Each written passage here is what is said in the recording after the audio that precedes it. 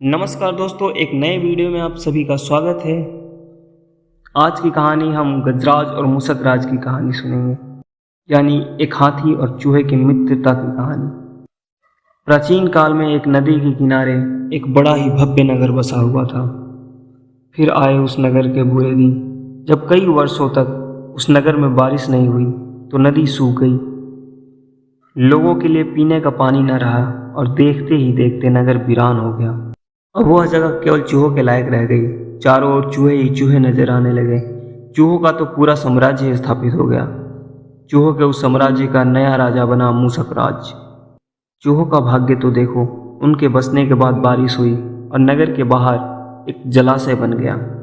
नगर से कुछ ही दूर एक घना जंगल था। जंगल में अनगिनत हाथी रहते थे। हाथियों का राजा गजराज एक विशाल हाथी था। उस जंगल क्षेत्र में एक बार भयंकर सूखा पड़ा। जीव जंतु पानी की तलाश में इधर उधर भटकने लगे। भारी भरकम शरीर वाले हाथियों की तो दुर्दशा ही हो गई। हाथियों के बच्चे प्यास से व्याकुल होकर मरने लगे। गजराज खुद सूखे की समस्या से चिंतित था और हाथियों का कष्ट जानता था। एक दिन गजराज के मित्र चील ने आकर गजराज को खबर दी कि खंडहर बने नगर के दूसरी ओर एक जलाशय है। गजराज ने तुरंत सभी हाथियों को उस जलाशय की तरफ जाने का आदेश दिया। सैकड़ों हाथी अपनी प्यास बुझाने के लिए जलाशय की तरफ निकल पड़े। जलाशय तक पहुंचने के लिए सभी हाथियों को खंडहर बने नगर के बीच से होकर गुजरना पड़ता था। सैकड़ों चूहे हाथियों के पैरों के नीचे आकर मरने लगे। हाथियों के हजारों पैर चूहों को रौंदते हुए निकल गए। हजारों चूहे मरने लगे। खंडहर नगर की सड़कें चूहों के खून मांस के कारण लाल हो गई थी।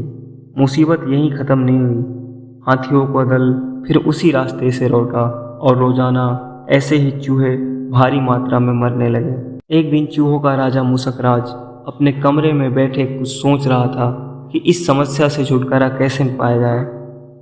तभी मुसकराज के मंत्री ने आकर कहा, महाराज, आपको ही जाकर गजराज से बात करनी चाहिए। वह एक दयालु हाथी है। मुसकराज मंत्री की बात सुनकर अकेले ही जंगल में गया।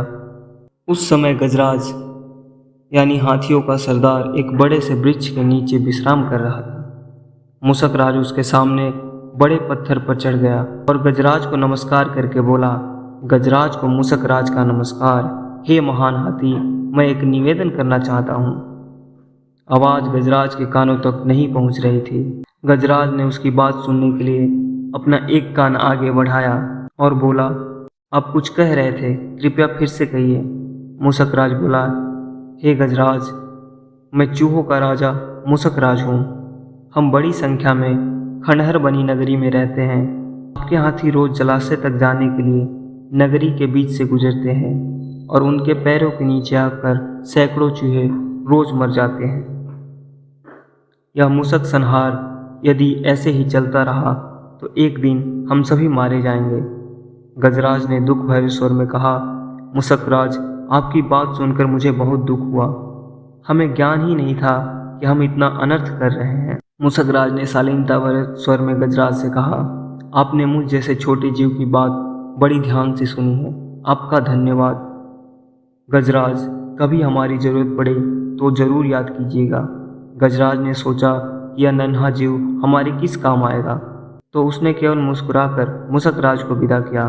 कुछ दिन बाद पड़ोसी देश के राजा ने सेना को मजबूत बनाने के लिए उसमें हाथियों को शामिल करने का निर्णय लिया। राजा के लोग हाथी को पकड़ने के लिए जंगल चले गए। जंगल में वे आकर चुपचाप कई प्रकार के जाल बिछाते और सैकड़ों हाथियों को बंदी बनाने लगे। एक रात हाथियों के पकड़े जाने से चिंतित गजराज जंगल में घूम रहे थे कि उनका पैर सूखी पत्तियों के नीचे पड़े जाल में फंस गया और देखते ही देखते गजराज जाल में बंध गए थे। जाल एक मजबूत पेड़ से बंधा हुआ था। गजराज चिघाड़ने लगा। उसने अपने सेवकों को पुकारा, लेकिन कोई भी नहीं आया। कौन फंदे में फंसे हाथी के निकट आएगा। एक युवा जंगली भैंसा गजराज का बहुत आदर करता था। जब वह भैंसा छोटा था तो एक बार वह गड्ढे में गिर गया था। उसकी चिल्लाहट सुनकर गजराज ने उसकी जान बचाई थी। चिघाड़ सुनकर वह दौड़ा और फंदे में फंसे गजराज के पास पहुंचा गजराज की हालत देखकर उसे बहुत बुरा लगा। गजराज ने भैंसे से कहा, बेटा तुम दौड़कर खंडहर नगरी जाओ और चूहों के राजा मूसकराज से मिलो और सारा हाल बताओ। कहना मूसकराज और उसकी सेना की बहुत आवश्यकता है। अपनी पूरी शक्ति से दौड़ कर मूसकराज के पास पहुंचा और सारी बात बताई। मूसकराज तुरंत अपने 20-30 सैनिकों के साथ भैंसे की पीठ पर बैठ गया और शीघ्र ही गजराज के पास पहुंचे। वे भैंस की पीठ से कूदकर फंदे की रस्सी को उतरने लगे और कुछ ही देर में फंदे की रस्सी काटकर गजराज को आज़ाद कर दिया। गजराज ने मूसकराज का धन्यवाद किया। दोस्तों, इस कहानी से हमें यह सीख मिलती है कि संसार में कोई बड़ा या छोटा नहीं होता। समाज परस्पर सहयोग पर आश्रित है। निस्वार्थ भाव से दूसरे को दुख को दूर करने का फल आज नहीं तो कल अवश्य मिलता है।